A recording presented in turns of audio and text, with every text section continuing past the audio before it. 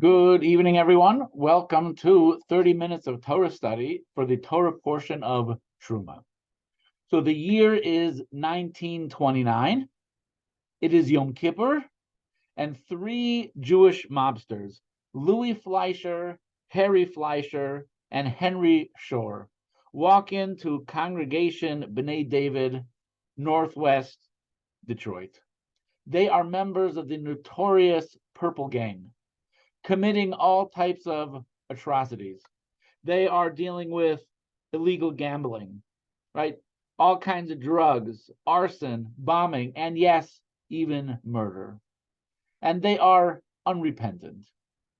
Do they belong there? Should the rabbi kick them out? Is their participation in the Yom Kippur service an act of utter and sheer hypocrisy? There's a classic joke of a Shul on a Shabbos morning packed, and comes in two gunmen. They point their guns at everyone in the crowd and they say, anyone who is willing to take a bullet for God, remain. Everyone else out. In half a second, the shul empties. The only one that's remaining is the rabbi. And they turn to the rabbi and say, Rabbi, all the hypocrites are gone. Now you can start the service. Right? Not the greatest joke, but it relates to the subject matter that we're having. What is the deal with hypocrisy? Does it matter that these people came to Shul on Yom Kippur when they are not changing their life in any way? They're members of the mob. They're going to continue to be members of the mob. Now let's use a different scenario. Imagine a circumstance where you have a couple, they're married for 10 years. The husband is an emergency room doctor. Crazy schedule. At work all the time, comes home very late. And the wife is frustrated and she practically can't handle it anymore, that they have no normal life, they have no quality of time. Her husband is out all hours of the night. One evening, it figures out how he actually is able to leave the hospital early and come home early. And he surprises his wife because he knows that it bothers her and it frustrates her, and he's doing something nice where he's coming home early. It's very nice that he's doing it, but in the long run, does it matter? Does it actually make a difference? Because on a daily basis, the schedule is crazy. On a daily basis, you're not there. One time you decided to show up. Does that really mean anything? Or is it also just an act of hypocrisy that doesn't make a difference? Now let's apply these questions to our own life. Right? As far as I know, I am not yet perfect. Right? Most people are not perfect. And we're probably not going to be perfect tomorrow. Does it matter the mitzvahs that we're going to do, any commitment, any resolution that we make, if at the end of the day, if you look at the totality of our life, you're not going to find a picture of Moshe Rabbeinu. So what does it really matter, the mitzvahs that we do? Let's go to this week's Parsha for some answers. The Torah portion is called Terumah, and it begins the very detailed instructions of the portable tabernacle, the transportable Mishkan temple that the Jews are going to have with them in the desert. And you have pages upon pages, chapters upon chapters, detailing every color, every thread, every gold, every silver, every piece of wood, shape, size, dimension, color, the look, page after page, multiple parshas, taking up so much time in the Torah.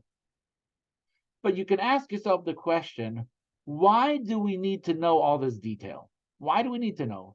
So many mitzvahs in the Torah are shared with us so briefly, barely one line, and all the details we have to learn about in the oral Torah. Why, when it comes to the Mishkan, does the Torah have to be very specific with pages and pages of details? And the question becomes way stronger if you think about what the Mishkan was. The Mishkan, by definition, was temporary. This was not a permanent structure that was meant to serve the Jewish people, not just for hundreds of years, but for all time. This literally was made to be temporary. It was just for the use of the Jewish people while they were in the desert for 40 years, and then until they were able to get their act together and build a permanent structure when they got to Israel. It was temporary. Not only that, when it comes to the permanent temple in Jerusalem, we don't have nearly as much information. We don't have nearly as much detail when it comes to a temple that's supposed to be a permanent structure for hundreds of years.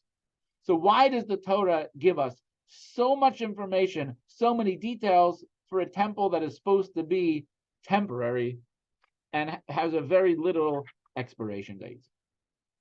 The message has a lot to do with the value of a one-off mitzvah. But let's explore the idea of a one-off mitzvah a little bit. One of the most beautiful mitzvahs is the mitzvah for a Kohen to bless the Jewish people. Every holiday, every Yom Tiv, during the Musaf service in Shul, Kohanim go up to the front of the Shul. We cover our heads with our talis, and they convey this most beautiful blessing from Hashem. But what if the Kohen is not really an ideal representative of the Jewish community? Should that prevent the person from giving the blessing? So the Rambam writes, a priest who does not have any of the factors that inhibit the recitation of the priestly blessing should recite the priestly blessing, even though he is not a wise man or careful with mitzvah observance. This is true even though people spread unwholesome gossip about him and his business dealings are not ethical. He should not be prevented from reciting the priestly blessing because doing so is a positive mitzvah incumbent upon each priest who is fit to recite them. We do not tell an unscrupulous person, increase your unscrupulousness by failing to perform a mitzvah. So here we have a case where it is public knowledge. It is a factual situation that this Jew is not scrupulous. He is not Torah observant. Maybe even his business dealings are a little bit shady. Nevertheless, the Rambam says, the solution is not to do less mitzvahs. The solution is always to do more mitzvahs. It doesn't matter the background. It doesn't matter what else is going on in his life. Birchas Kohanim is a beautiful mitzvah, and that mitzvah has tremendous value. Do that mitzvah no matter what's going on. Non-perfection should not hold you back or prevent you from doing a mitzvah. The same principle applies in many areas of halacha. What if you did not make a bracha before you ate? You were not interested. You know about brachas. That's not your thing. And in the middle, you're eating. You decided, you thought about making a bracha. Should you say it's too late? You ate already. Nobody needs your bracha. The answer is, of course not, right? If you have the opportunity to make a bracha now, absolutely make a bracha now. It's never too late. We view every single mitzvah in isolation, not in relation to any other mitzvah. Do the mitzvah. Another area where this comes up is the famous letter that the Rambam wrote to the Jews who were living in countries that were conquered by the Almohads. The Almohads were a radical Islamic group. They forced Jews to convert to Islam on pain of death. And many Jews succumbed, and they converted to Islam, which meant they publicly had to violate Shabbos, and they publicly had to violate the laws of kosher.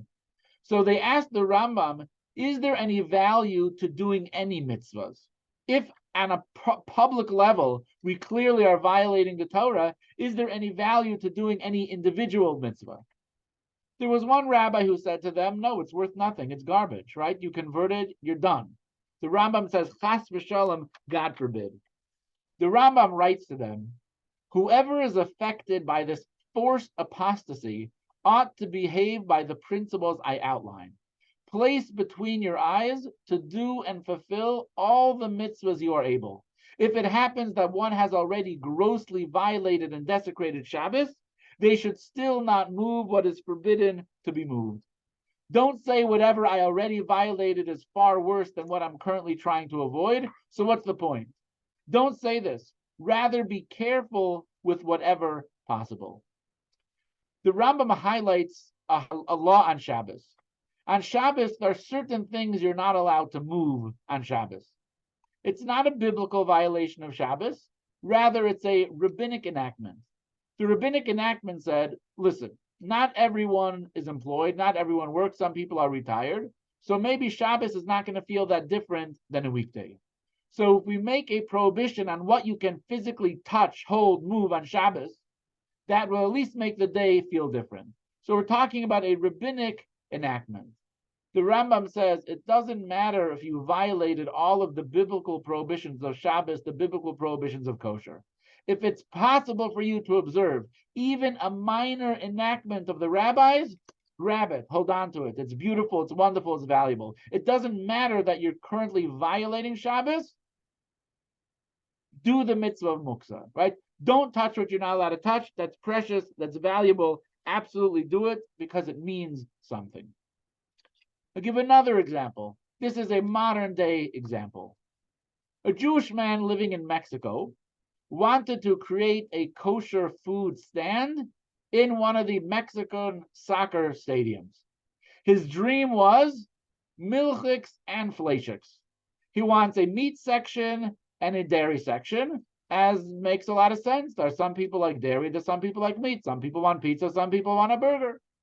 So what is his plan?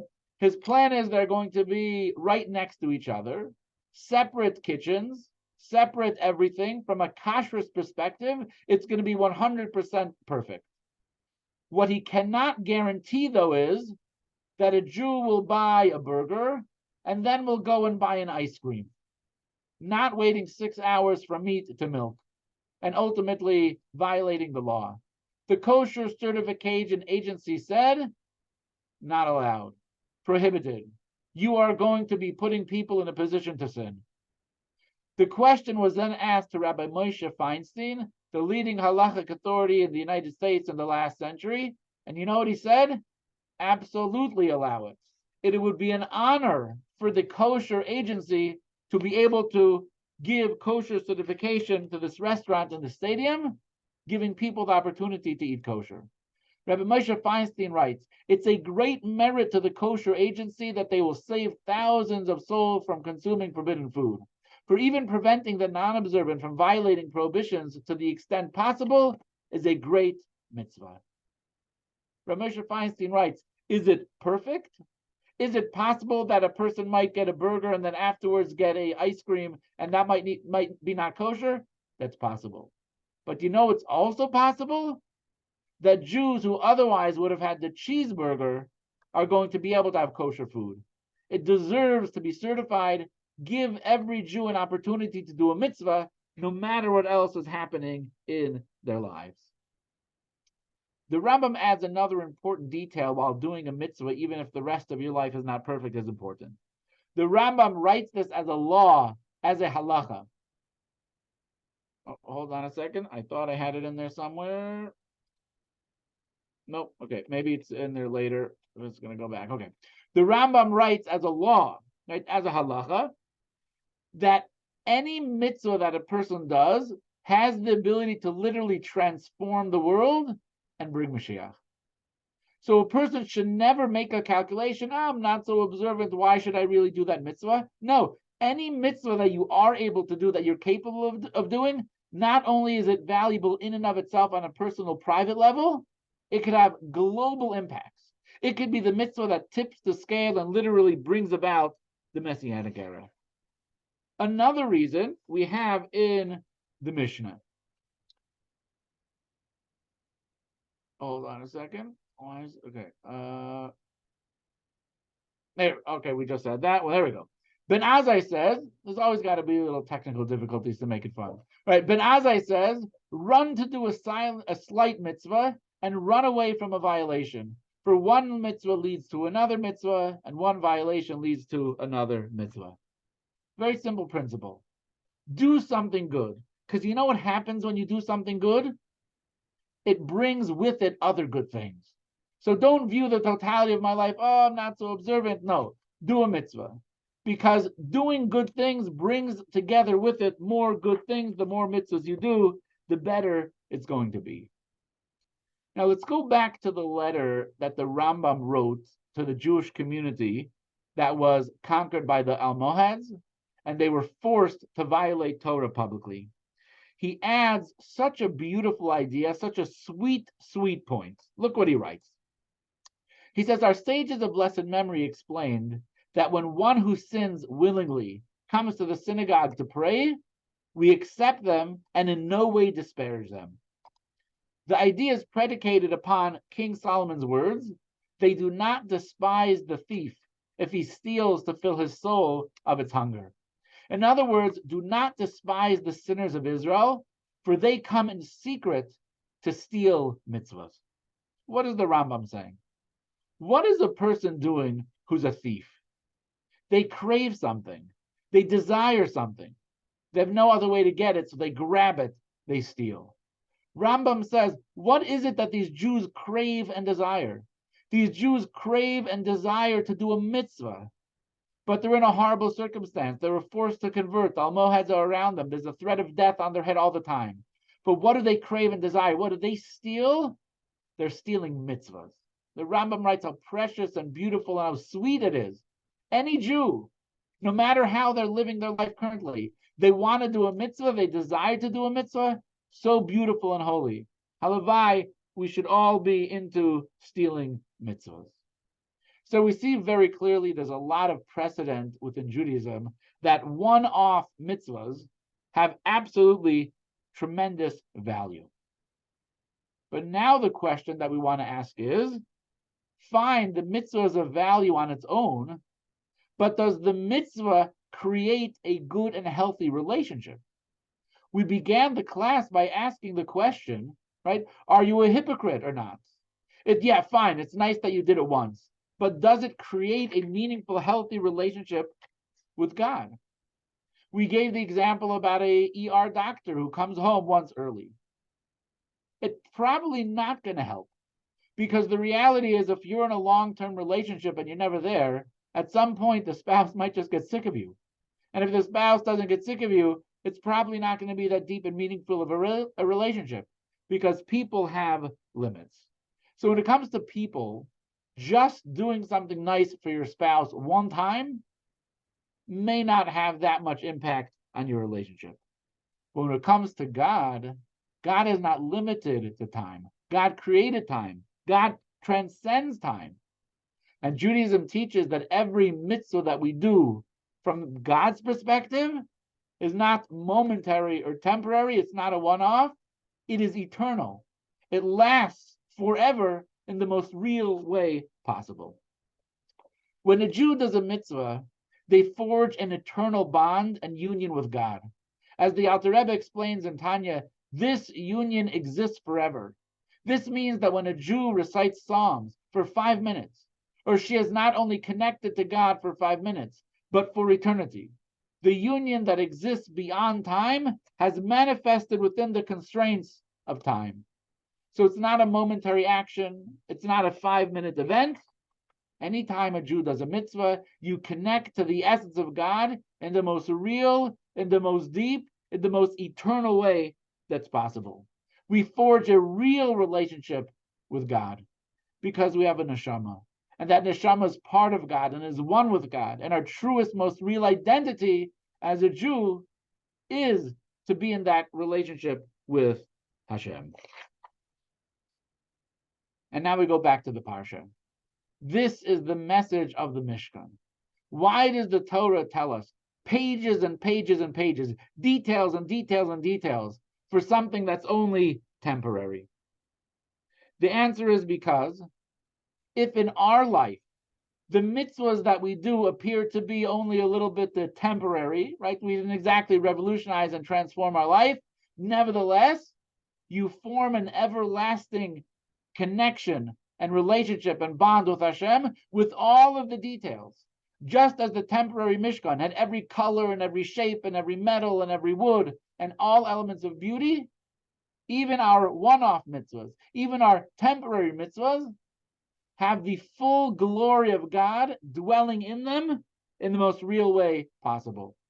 In other words, even if our lives resemble as spiritual deserts, we must know that we have the ability to let God's light shine. Even if it's temporary, even if it's only one time, it has infinite value and has infinite worth. Grab a mitzvah whenever you can, how you can, and you know what? It might even transform the world. It might even bring Mashiach. Certainly what it will do is bring along together with it more wonderful, beautiful, godly things. This Friday night at the Shul, Shabbos Together, a delicious Shabbos dinner celebrating abilities and diversities with a unique immersive experience. So this is the Shul partnering with the Friendship Circle for an inclusive Friday night Shabbos dinner, and the Milwaukee Community Hebrew School is involved with it as well. It begins at 6:15 p.m. this Friday night, and of course we have a minyan beforehand as well. Please RSVP on the Shul's website. Should be a lot of fun. On Wednesday evening, this is the wrong date, Wednesday evening, March 16th. This is totally wrong. It's supposed to be March 6th, probably, or March 5th. Either way, it's Monday night. Purim is going to be on Monday night, March 6th. We have a Megillah reading at the Shul. So 5:30 is Mincha Ma'ariv. It's a fast day. 6:16 is the Megillah reading. And then we break the fast with garlic bread, soup, salads, all that wonderful, delicious stuff. The next day, we have the Shul Purim party together with a Friendship Circle. The theme is Purim around the world. So Tuesday, March 7th, 5:15 p.m. Food tasting from around the world, Megillah reading, dressed in your favorite international costume, sensory room available, crafts and prizes for the kids. Enjoy l'chaims in our airport lounge. Best recombobulation area in Milwaukee. So it's going to be a lot of fun. You can RSVP, shulcenter.org/Purim 2023. You might be able to RSVP on the Friendship Circle page as well. There's an early bird discount. All that information is there. It's going to be an awesome, awesome Purim. I don't think Chav and I will be there at the moment, but there's still going to be so many people there. Please make this a Purim to remember. All right.